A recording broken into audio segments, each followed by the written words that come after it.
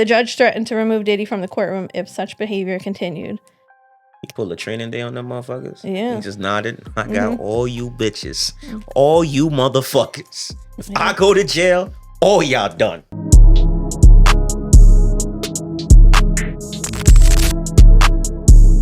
This is a podcast, not a news broadcast. We will report situations that are currently out and available for public access. No one on this platform is claiming to be a journalist. We are a group of individuals giving our opinion. Enjoy the show. Should do it. I am probably going to do it. Nah, I ain't going to do it. All right. Homesick Podcast. Yep.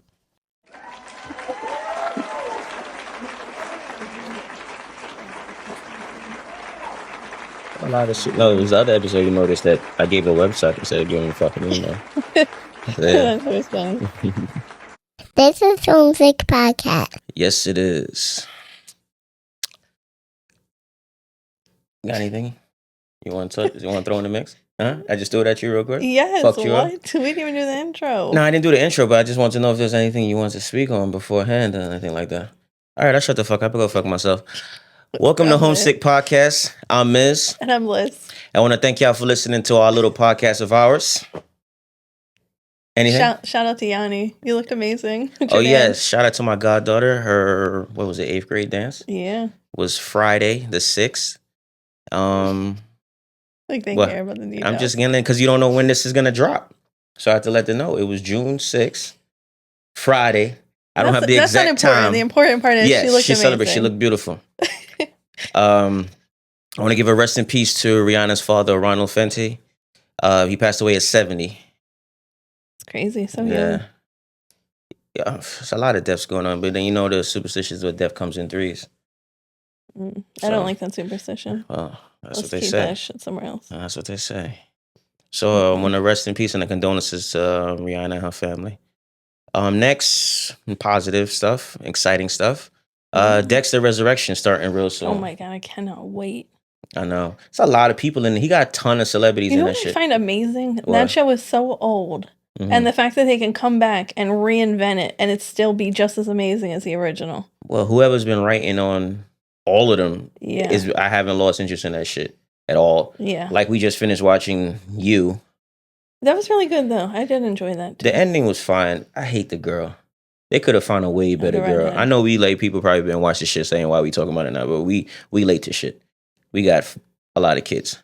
Mm-hmm. So yeah, the ending of You was good, but I didn't like the girl. I hated the fucking girl. She really looked like a lot of people was making memes of her. She was looking like the Rumpelstiltskin from Shrek.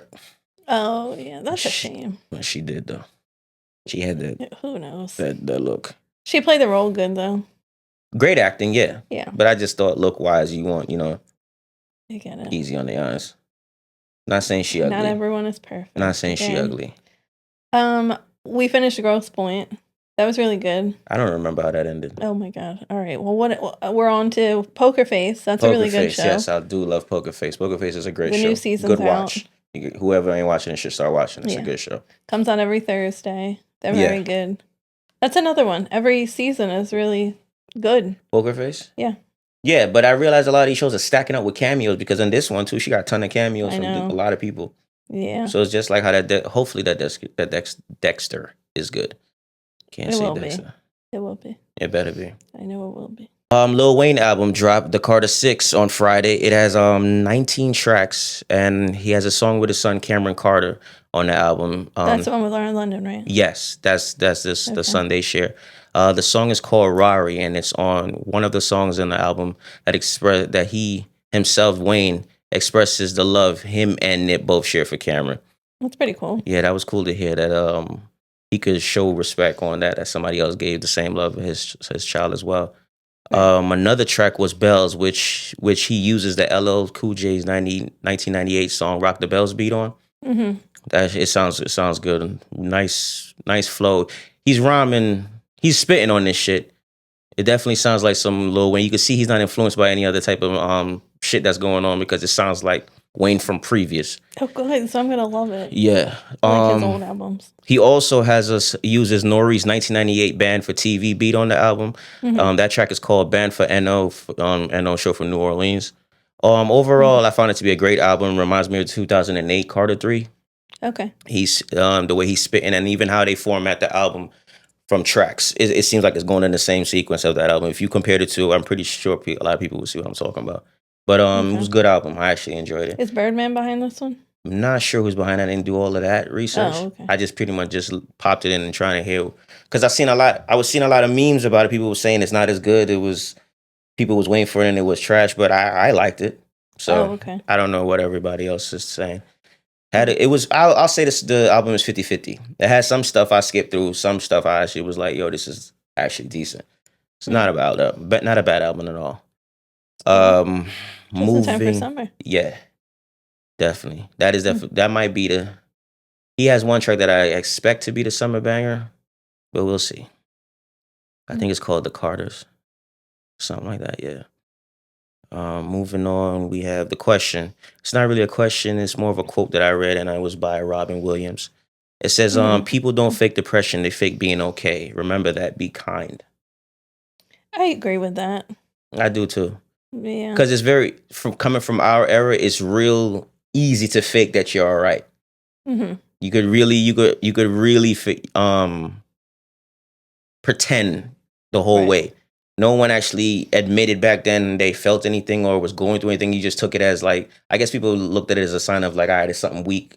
I'm going to push through that and move forward. It wasn't nothing people actually acknowledged and look into now. And I know a lot of people my age and people of our generation are now going to therapy now and actually talking to people and actually understanding now that they really do have some type of trauma. Right. So when I seen that it resonated, I was like, that is kind of true. That it was cool to say, yeah, I'm good, knowing damn well you wasn't good. Yeah. So that hit home. I know, especially because the people that have taken themselves are usually the ones that are like, wow, I didn't see that coming, because they just seem like happy-go-lucky people. Mm-hmm. It's so sad. It is. Yeah. So rest in peace to Robin Williams, and thanks for that quote. Moving on, we have the Talk of the Town Diddy edition. Mm-hmm. What we called it? The Diddy Docket, sorry. Yeah. Talk of the Town. The Diddy Docket. So, I guess I'll start with that, because I do have a Talk of the Town on top of that. However order you want to go. All right, so let's start out. You know how every week I always say I don't have any positive stories. I can't find them. Mm-hmm. Well, this week I found a positive one, so I wanted to say it. All right, so on May 21st, 2025, after graduating from Mills Creek High School in Georgia, Mikal Baker chose to go straight to his job at Burger King to show his coworkers, still wearing his graduation stole and medals. He wasn't scheduled to work that evening, but upon noticing a surge in orders, he stepped in to assist his coworkers. This act of commitment didn't go unnoticed. Maria Mendoza, a fellow graduate's parent, observed Mikal's dedication while passing through the drive-thru. She was so moved by his work ethic that she recorded a brief video and shared it on TikTok, where it quickly went viral, amassing over 3 million views. Recognizing the potential to support Mikal's future, Mendoza initiated a GoFundMe campaign titled From Burger King to a College Dream. The fundraiser resonated with many. As of today, it has raised over $207,000 to assist Mikal in pursuing higher education. Mikal, who had been considering a gap year due to financial constraints, expressed his gratitude and shared his aspirations to attend a technical college to study mechanical engineering. Is that so cool? That's crazy. That should be able to raise that much money, too. Right, and now he doesn't have to do the gap year because he was initially doing that because of finance reasons. Correct. So that's amazing. And good. He's set. As long as he's smart with the money, he's set for a little bit. Seems like he'd be. Yeah. All right, on to our favorite, the Diddy Docket. My favorite, but it's news. It is news. Yeah. All right. A woman testifying under the name Jane Doe recounted being pressured into drug-fueled group sex sessions, referred to as hotel nights or freak-offs, during her relationship with Diddy from 2020 to 2024. She described an incident on her birthday in 2023 when Diddy surprised her with 3 escorts. Upon requesting condom use, Diddy allegedly responded angrily, saying, "You better not ask me for an effing condom." Jane testified that these encounters led to health issues, including urinary tract infections and chronic pain. Diddy allegedly used financial support, such as paying her rent, to maintain control over her. She testified Diddy is currently paying her rent, saying she and Diddy signed a love contract in 2023 in which they agreed he'd give her $10,000 monthly allowance for 2 years. She said they agreed on a 2-year contract to match the amount of time they had already spent in a relationship. Next, Eddie Garcia, a former hotel security supervisor, testified that Diddy paid him $100,000 to obtain and destroy surveillance footage showing Diddy allegedly assaulting Cassie in the hotel hallway. The guard claimed he witnessed Diddy personally count out the cash for the bribe. Wow. Fashion designer Brianna Bongolian testified that in 2016, Diddy allegedly dangled her over the edge of a 17th floor balcony during an altercation before throwing her onto nearby furniture. Bana has filed a $10 million civil lawsuit against Diddy related to this incident. That's the one where they said they was smoking weed and he brought her outside and they was talking and then he like got her and hung her off the side of the building or something. Yeah. Wasn't he trying to speculate that she was kind of lying about that shit? That's what they're trying to say because they're saying that he was on tour. Yeah, he wasn't even in the same. On the East Coast, and this allegedly happened in LA. Yeah. Yeah. But what doesn't, like, it was back in 2016. She may have gotten the date wrong. You know, like, it's not saying it didn't happen because Cassie said it happened, allegedly.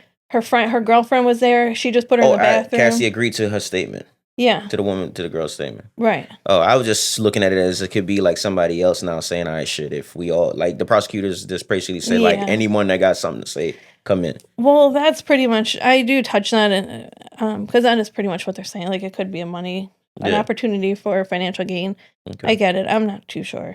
All right, so the judge reprimanded Diddy for making facial gestures and nodding at jurors during the testimony. This behavior is deemed inappropriate and potentially influencing to the jury.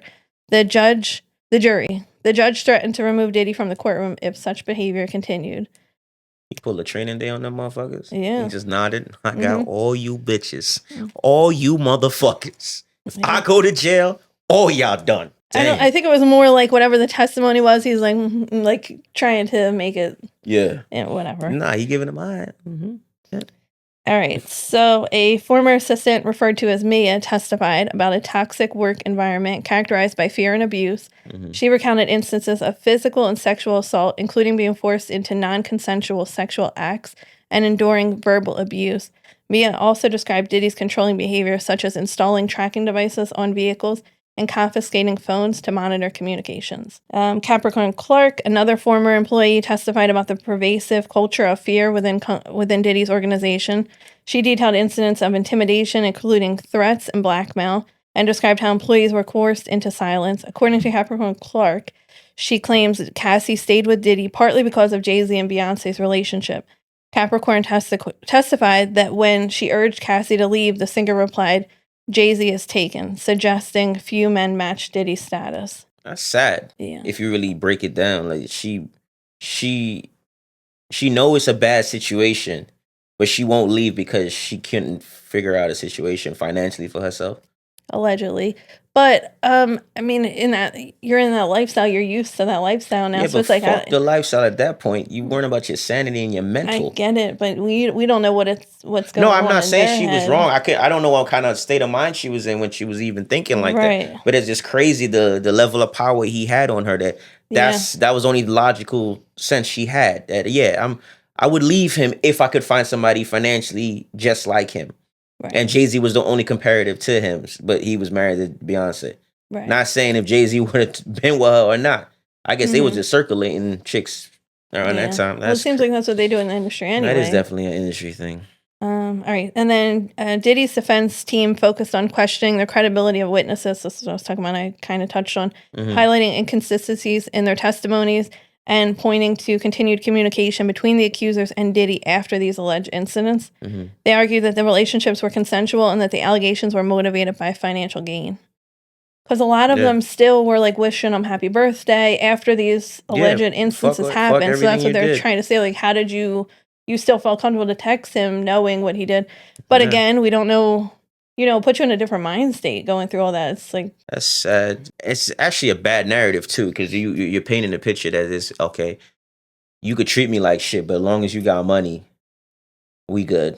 Like, as long as you're taking care and paying my bills, paying my car note, paying my shit. That's just the narrative that those women were painting, pretty much. Like, even though they knew the man was bad, the shit he was doing was outrageous, allegedly. Yeah. You still came back. You still wished him well because... And he knew that. He knew that because he knew he had control over them. As far as that goes, like it really is a mind. Like it's definitely a mind game. Messed with their He mind. manipulated a lot. Yes, and that's what I think. I don't think if they were in the right mindset, they would have put up with that. But because of the power he held over them, they weren't able to think logically. I think they was thinking logically. They was thinking about, I need this shit taken care of. And despite all he wanted is a little sex in the weird ways. So yeah, I could do that. I don't know. All right, so prosecutors presented Diddy's bank records, and it showed the $20,000 wire transfer from Cassie's parents in 2011. That was the transfer that was made to recoup the expenses he claimed to have invested in Cassie's career after he found out about the relationship she had with Kid Cudi. So they were able to show proof of that. Let's see. A supporter of Diddy was removed from the courtroom after yelling out during the proceedings. The woman shouted, "Diddy, these mother effers are laughing at you," leading to her ejection by court marshals. Following the incident, the woman spoke to media outlets and expressed her belief that Diddy was being unfairly targeted and that she felt compelled to defend him. She stated, "They're coming after you," indicating her perception of the trial as an attack on Diddy's legacy. What? Yeah, she's saying they're pretty much like it's a... So what about the proven facts of the shit that he did do? I don't know. That's overlooked? But if you think about it, look at the people that are in jail and they're proven like that they've done these things, and then they still get fan mail from people. Like she's just a dedicated Diddy supporter. It doesn't matter, it seems like, what he's alleged to have done. She's still on his side. Wow, that celebrity shit. Yeah. Strong. So the trial, of course, is ongoing. There is further testimonies and cross-examination coming within the next couple weeks, and the trial is expected to conclude by 4th of July. So it's almost there. Wow. You know what I was wondering? What's up? Do you think, say he somehow gets off all these charges, do you think he would still be able to go back to how it was before? Like, you think he'd still be as popular and all that? Yes. Really? Even after the whole Tootsie Roll comment? Give it what... But look at the pattern of a lot of these motherfuckers. They do their shit. Some of them cancel out Jonathan Majors, who wouldn't shut the fuck up. But a lot of them fell back, recorded, put those albums in their tuck, and then when they felt it was time, they popped out. And America and everyone else loved them again. It's in the sense of that happened. Yeah. No one's talking about it no more. So it's like it never happened. It happened, but no one is talking about it right now. If the song is good, the collaborations are good, if the beat is jumping, and it's something it's a vibe, I think a lot of people will forget. He may not see that with the deals he acquired when he was coming up and stuff like that. Yeah. I'm not sure if he get back a lot of those or if he would be offered more. But musically, I think it'll be in steps. He'll come back musically. He'll probably either have an album himself or he'll be behind the scenes managing somebody. And then when that part clears, yeah, he could probably go back or invest or starting companies or something. I don't see him totally being done after this. Honestly, I'm not completely honest with this. I don't see him going away. He might just, like I said, lay low and that'd be it. I see him coming back. If he somehow does get off on this, I hope he just...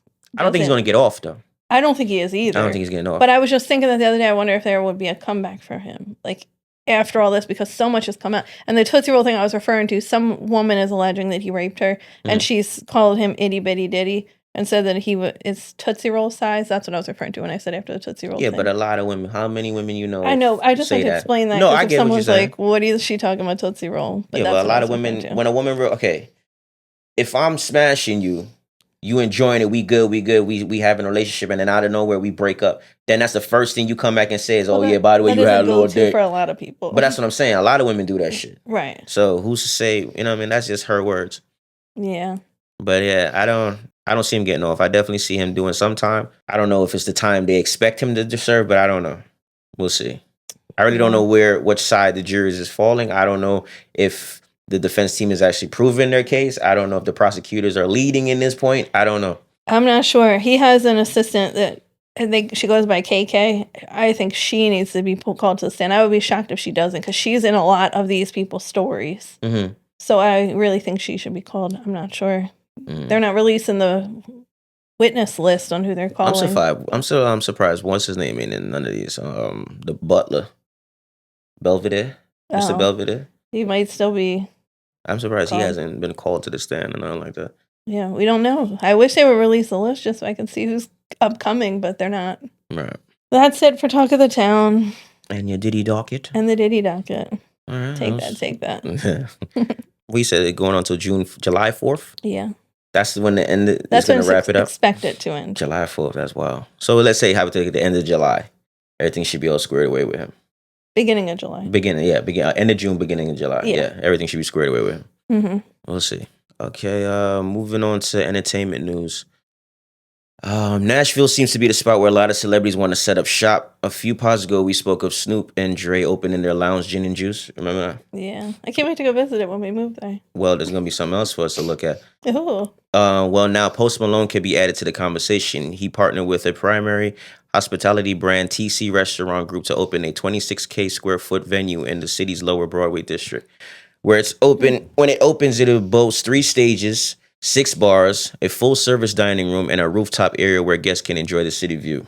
That's pretty cool. Yeah, so it seems like that's the wave for everybody. So I don't expect it to just stop with between Dre, Snoop, and Post. I believe a lot more people is gonna go. I think so too. Yeah, so that's cool. I definitely want to visit all of that. It's making me actually want to go down there and see what it's about. Oh, look at that. Yeah, I have my stigmas. But we'll look into that. We'll talk about it. Mm-hmm. Moving on, Cardi B went on X Spaces to vent, and she explained to her fans about how much trauma Offset caused her in their last few years, and admits if she hadn't left him, she'd be in jail for murder. Jesus. Yeah. She goes on to say Offset cheated and lied so much she waked up in fear over being looped into an embarrassing trending topic online. She also blames him for giving her female hip-hop competition ammunition by sharing his goodies all across the music industry. Wow. Yeah, she got a lot of trauma with this man. Seems like. Such a shame. What's a shame? What he did. All the cheating and all that, putting her in that situation. Which just clearly shows it doesn't matter. I know. Who you She's are. So dumb. It'll happen. But yeah. And I have a little Diddy stuff myself. It was a comparison between Diddy and Harvey Weinstein are both on trial for sex crimes, but they share one thing in common: Crystal McKinney. She has filed a lawsuit against Weinstein in a New York City federal court. She's accusing Weinstein of raping her and her friend in a Manhattan hotel room in 2003. McKinney wanted to break into acting, so an executive from her modeling company she represented set the meet. She brought her roommate at the time with her to the meeting, which took place at a nightclub. McKinney alleged Weinstein claimed he was having trouble hearing them because of the loud noises, so they took the meeting to his room at the Ritz-Carlton Battery Park Hotel.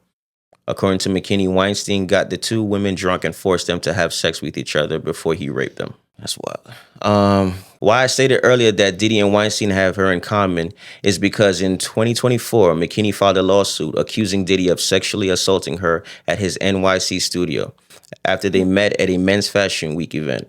She claimed Diddy forced her to give him oral sex in a bathroom, but the suit never went anywhere due to Diddy's defense team asking the court to toss the suit. The reason is because the alleging actions were time-barred, meaning the statute of limitations ran out years ago. The actual incident occurred in 2003, the same year she accused Weinstein of raping her and her roommate. Wow. Yeah. I know I mentioned before, I watch a lot of Candace Owens stuff. Mm-hmm. She is actually doing something with this. She's been interviewing him with Harvey Weinstein because apparently there's a lot of things that the public doesn't know as far as his trial. He kind of got screwed into it, is what they're saying. But I'm not going to say no more because I really didn't watch it. So I want to watch it more. But if anyone wants to check that out.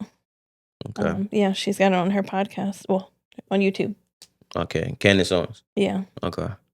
I'm gonna watch it too. So. Moving on, we have. Remember when we spoke about Smokey Robinson led sexual assaulting against 4 Jane Does? Yeah. Well, prosecutors in Los Angeles are revealing for the first time Smokey Robinson was investigated for an alleged assault back in 2015. Oh, wow. But the probe did not result in criminal charges. The LA County District Attorney Office states they discovered that in 2015, the DA's office was presented with the sexual assault allegations against Smokey, and that the case was kept up to prosecutors by the Los Angeles County Sheriff Department. The DA says prosecutors ultimately decided not to charge Smokey with the crime due to the lack of evidence. For Smokey's current sexual assault case, he denies claims and calls it a shakedown and has filed a countersuit. Robinson's attorney is grateful for the release statement in which the LA District Attorney has confirmed there was no bias to the filed charges a decade ago. So pretty much he's saying that if he didn't get charged with it in 2015, then obviously this is the same shit. Yeah, but they're different accusers. He's saying it's all the same. He's saying pretty much people always want to come at Smokey since 2015, and those was dropped. So these 4 is no different. I mean, we'll see. Yeah, definitely.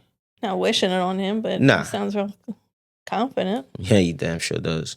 With going alongside with the Diddy stuff, Trump states that if Diddy is convicted and he feels Diddy was mistreated, he might consider a potential pardon. If he's convicted, I think Trump should sit this one out. I don't think you should get involved. I think it's fucked up what he's being accused of doing, and if it is true, he doesn't deserve a pardon. Get out of here. Correct. Claims when he got into politics, your relationship with Diddy, quote, busted up. Though he says that would not have an impact when it came to considering potential clemency. Yeah, I don't know. I don't know. All I know, would think I would leave that. Yeah, I agree with you. I would probably not get involved. I wouldn't even have stated this. I wouldn't either. But, I would have kept quiet on that. He always is getting questions about everything that goes on in the news. So he didn't have a choice to say anything of that. And technically, he could have said, no, I'm not commenting, but whatever. But I know we bring up 50 Cent with his stuff. His Instagram posts on all of this, he keeps tagging Trump and stuff. Like Diddy said, if Trump gets elected, something like he'll ruin the country. 50 Cent tagged Donald Trump and said, I don't think so. Remember he said this shit, right? Yeah. Oh, okay. Oh my gosh, it's just funny. I love his Instagram. I have more stuff here. Pusha T and his brother Malice are gearing up for Clip's new album, Let God Sort 'Em Out. But Pusha took some time to speak with GQ magazine and let it be known with him and Kanye will never reunite. Pusha can't say I blame him. Yeah, I don't blame either. Pusha told the magazine their union unraveled during 2021, during the Donda album session. States he's a genius, but that's why me and him don't get along because he sees through my fakeness with him. He goes on further and says Kanye knows I don't think he's a man. He knows it, and that's why we can't build with each other. No more. That's why me and him don't click because he knows what I really, really think of him. Yeah, he showed me the weakest side of him, and he knows how I think of weak people. Jesus. Yeah, he really don't like this motherfucker. Keeping it real. Yeah.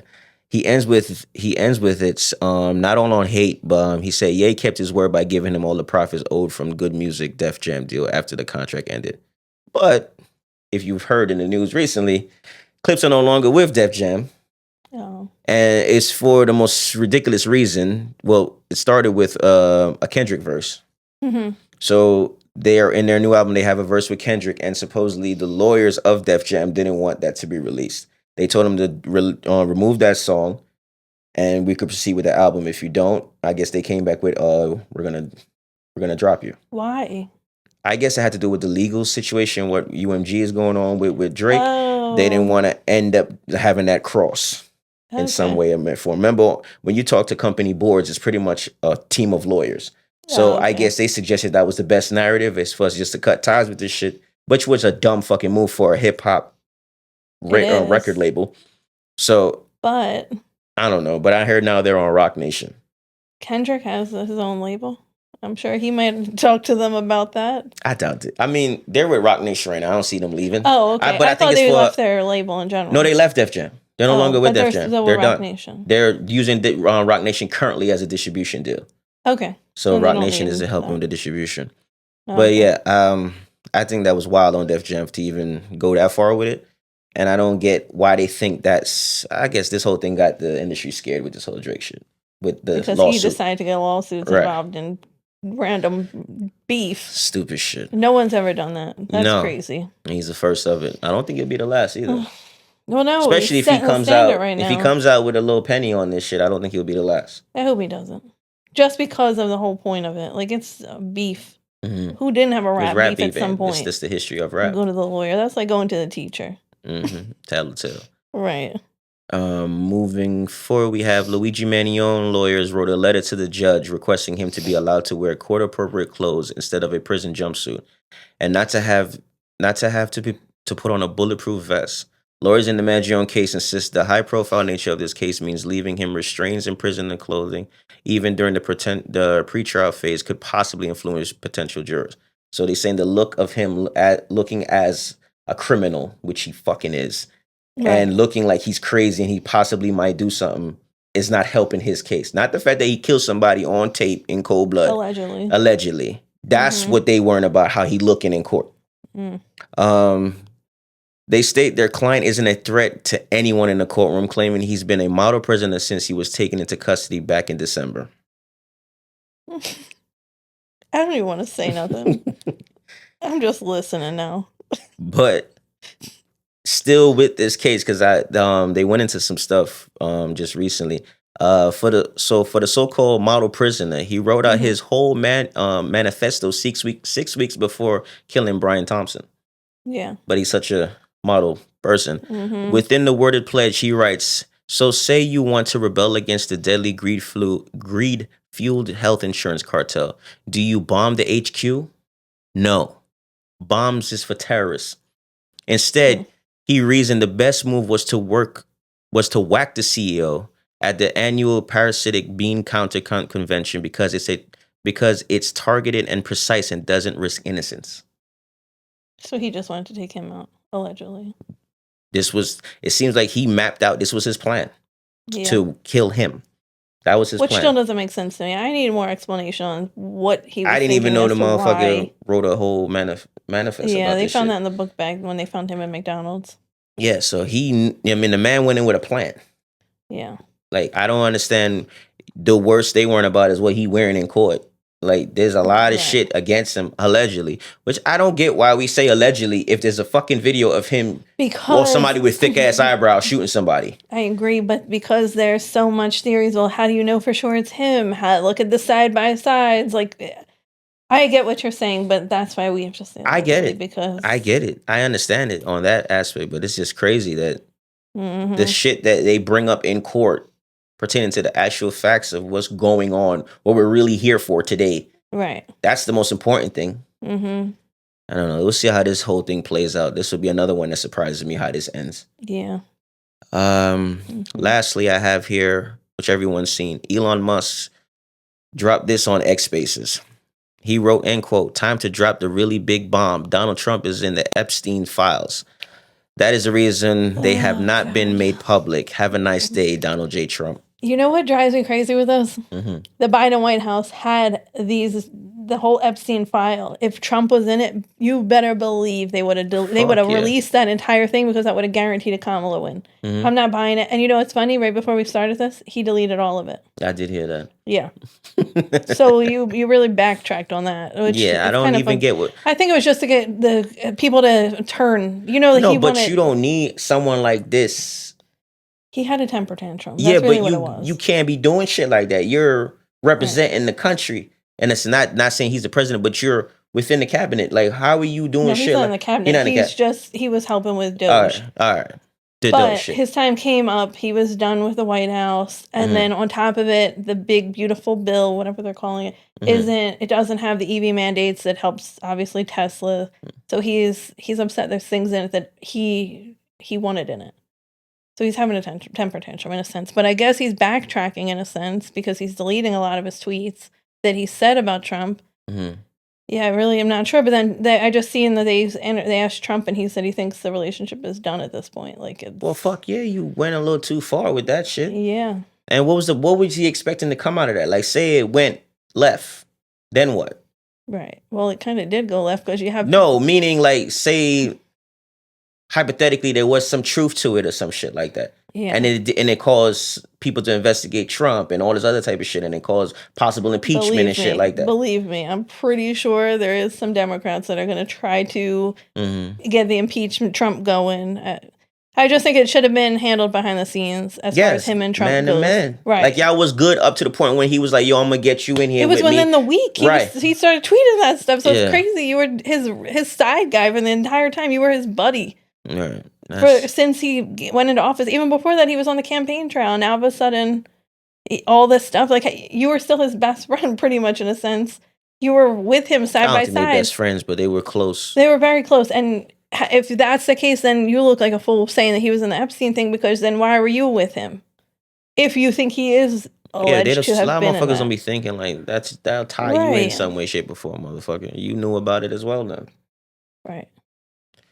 But Epstein, former attorney, disputes the claimed that Epstein especially said Trump didn't do anything wrong and had no damaging info on him. Yeah, there was even they were saying that Trump wound up having Epstein removed from Mar-a-Lago at one point. Mm-hmm. So yeah, I don't know. Yeah. So yeah, I don't know. Hopefully that gets squared away behind the scenes and they come into some type of solution of what to do with Elon. That's all I have for entertainment news. That was a lot. Yeah, it was. It was a lot happening.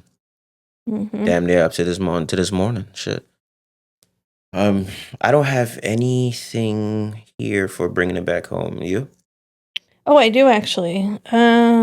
This one was sent in anonymously, so I'm not sure who sent it. But it says, I pretended I wanted a baby to make her stay. She was pulling away, losing feelings. I panicked, so I told her I was ready to start a family. Now she's talking about baby names and ovulation dates, and I'm not sure how to walk it back without losing her. What do I do? A dude promised a chick a baby? I guess she was going to leave. Maybe that was the debate. This is all like, what I read is what I got. So, I mean, we could take it like she wanted a family. He said, I didn't want one. And then when she was like, I'm done, he was like, wait, I do want one. But now he does it. Well, he never did, but. Right. I don't even get why a man would even play games like that. Yeah. That's nothing like you could be like, all right, I changed my mind after she's pregnant. I feel like if you guys, it sounds like you guys don't want the same thing and you need to let her go. Right, you should have walked the fuck away. That's being selfish. Right. That's hella selfishness. You don't just agree to something just because you're afraid of losing that person or that person being with somebody else. Right. Because if you don't want a kid and she does get pregnant, then you're gonna hate your life. In a sense. You're gonna have a ton of resentment. And then she's always gonna wonder, are you happy with this decision? And obviously you're not. Yeah, it's not fair. Let her have a baby with someone that actually wants to have a baby. But how many cases you come across where there's a woman that's at her point where she's like, I want to have a family, I want to have kids, and you got men that's like, if I haven't had kids by now, I ain't trying to have none at all. Yeah, and vice versa. There's plenty of stories where you hear like with men who are with a woman who doesn't want kids. Yeah, there's a lot of I don't know. There's a lot of cases. It has to be agreed upon. Like, I don't think it's fair to be like, yeah, one day, and then that one day never happened, because then I would resent the shit out of you. Like, I would just hate you, knowing I wanted to have kids and it never happened. Like in that situation. So I don't think it's fair to keep her knowing that that's not what you really want. But it's not fair to have her strung along. Right. It's not even him keeping her. It's you stringing her along. No, what I mean by it, he's saying that he said, yes, I do want to have kids, but you don't. So you're literally like, you're giving her false hope, knowing that you don't want that. That's not fair. I don't even get why that's a goes, but it goes with the woman wanting to be married. Right. Oh, yeah, I'm ready to commit. I'm ready to get married. And you're not. Right. She's all ready for the wedding. She's ready to be Mrs. So-and-so. And then you go out now and cheat. Right. I don't get why people, it's literally an act of selfishness. It is. Just to have the big wedding or whatever. Or you like the one thing about that person, you can't afford to lose it because nobody else would tolerate a certain shit you do. So you don't want to give that person up. So pretty much you think if you have any doubt at all, back out. Don't go into a marriage unless... Yeah, when it comes to marriage, starting a family, if if I'm dating, I meet a woman, I'm just trying to pop.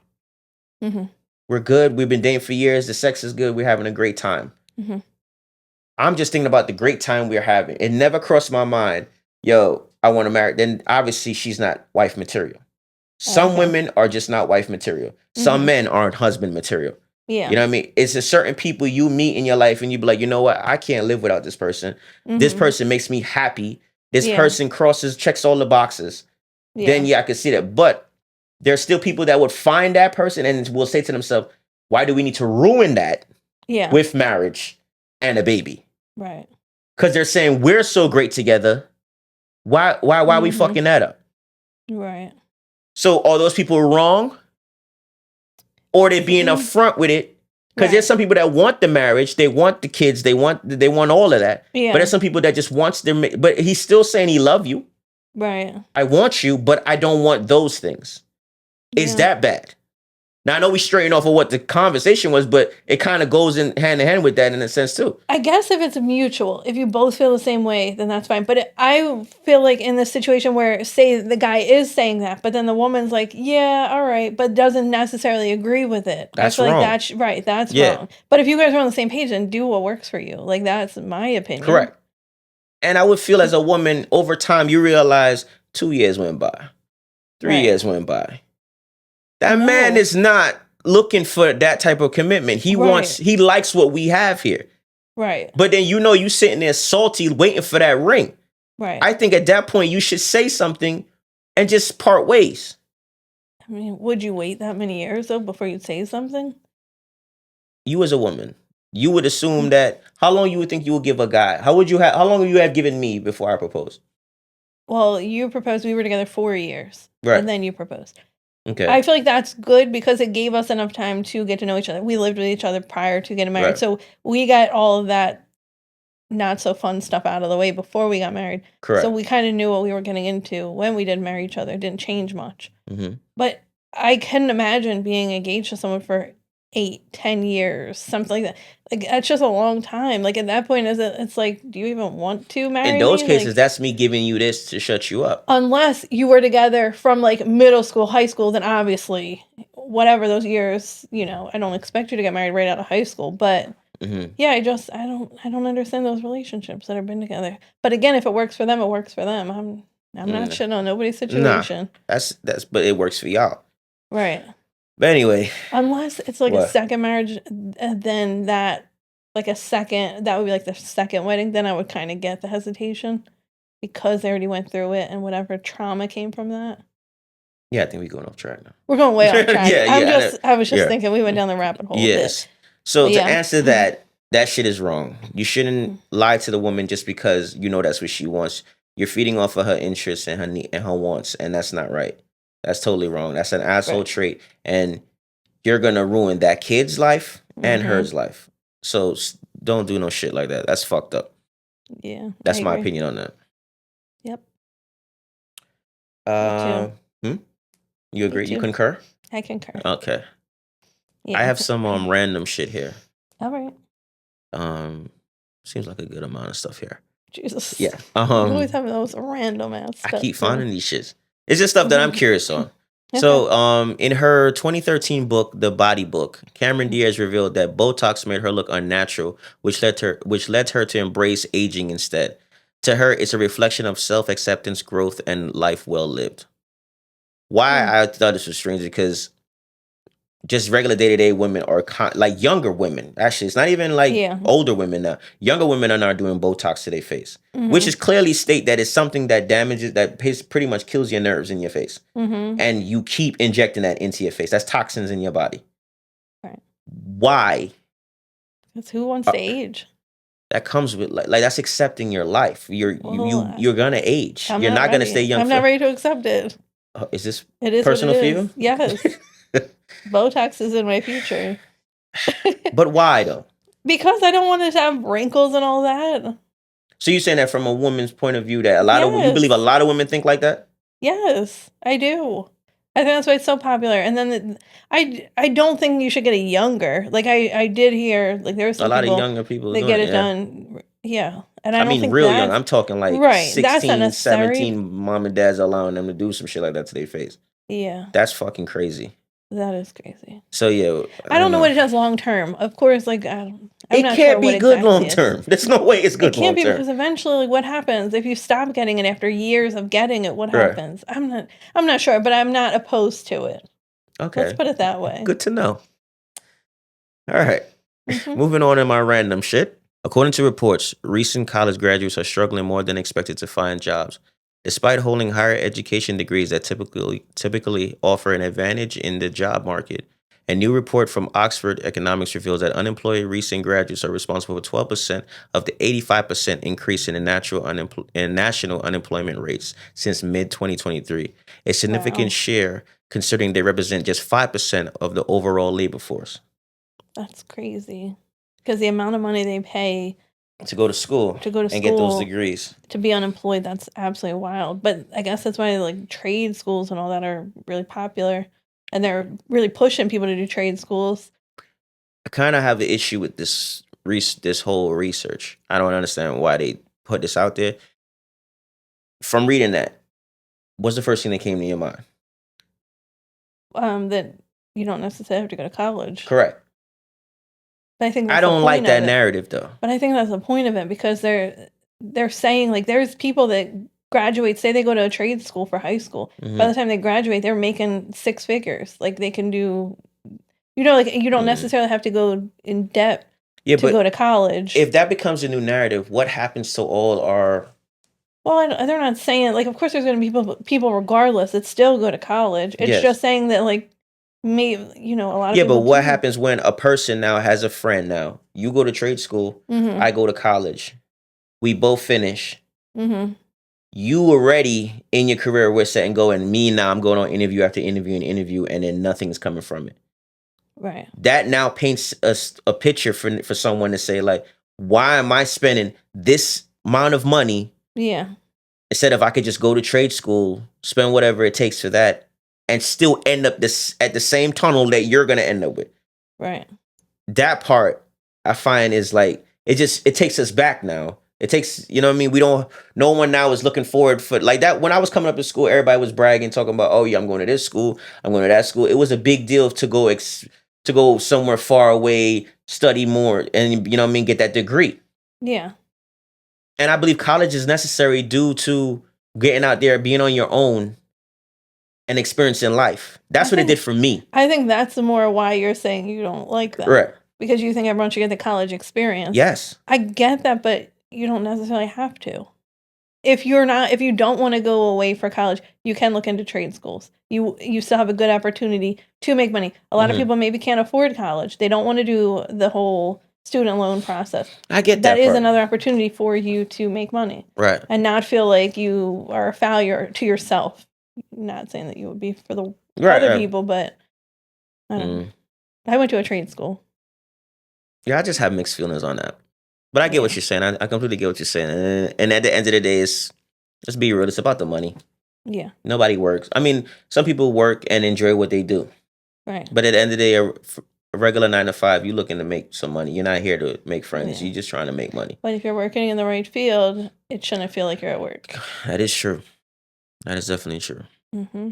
Yeah, so I got mixed feelings with that. Moving on, we have a woman clearly from this generation went online and stated, I feel like DJs need to retire music that's older than 5 years. She's a fucking idiot. I do agree with that statement. That's so crazy because that's the dumbest statement. Our kids very rarely listen to anything within this 5 years. They listen to shit from our time. Yes.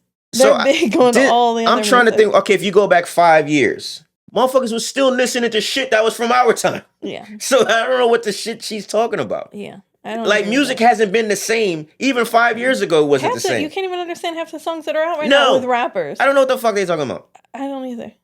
Now I sound old, but it's the truth. Yeah.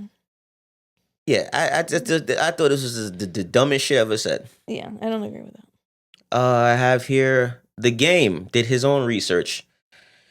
The Game did some research, and now it claims that 50% of women have backup partners in mind. What? How did he do his own research? The man said he done his research. Who did he survey for this? I have no fucking idea, but he said 50% of women have backup partners. You as a woman, if God forbid something happened with us, you have an idea of who or what you would do? No, because if you're with the right person, why are you thinking about a backup? Listen, don't try to flatter me. All right? All right. I'm just keeping it real. All right. Keep it real with Kat. Well, I still don't have a backup, so that's just what it is. And why is he pinpointing women? What about men? Do men have a backup? Do you have a backup? Fuck no. God forbid anything goes wrong here. I'm done. I'm chilling. I'm cooling. Because you always make dumb comments and it pisses me off when you say. How is that a dumb comment? You make random comments like, "Oh, with your next man," and I'm like, "Oh, you mean what I say to you?" Yeah, you say that shit all the time, yeah, and it just drives me crazy. But what really drives me crazy? I don't think I would ever get married again. Like, me neither. Not saying like this is horrible. No, it's just a lot of work. It's a lot. It is. It is a lot. It is a lot. We were just talking about this in the beginning of this episode, and we were like, "No, yeah, I don't know." It's just a lot. It is a lot. It's a lot of work. And you got to want to apply that. Yeah. You have to want to. Yeah. And it's like, after all that work now, we got to this point now where we're at. Yeah. I wouldn't So want we're to. good. I guess what I'm saying, why I'm saying I wouldn't get married again. I just don't want to go through getting to know someone again, getting to that point. No. That's what I'm saying. I won't have the patience. I love being married. I just hate that process, getting up to that. Yes. I just don't have the the understanding. energy. Basically, the getting to the understanding. Yes. Because I could like you, I could be physically attracted to you, but once that's all done, the understanding. Yes, it's and then the most important part. Making sure you guys are willing to compromise with things, be on the same page. Yeah, I don't think I have the energy for it the second time. I'm with you. Yeah. One last random thought.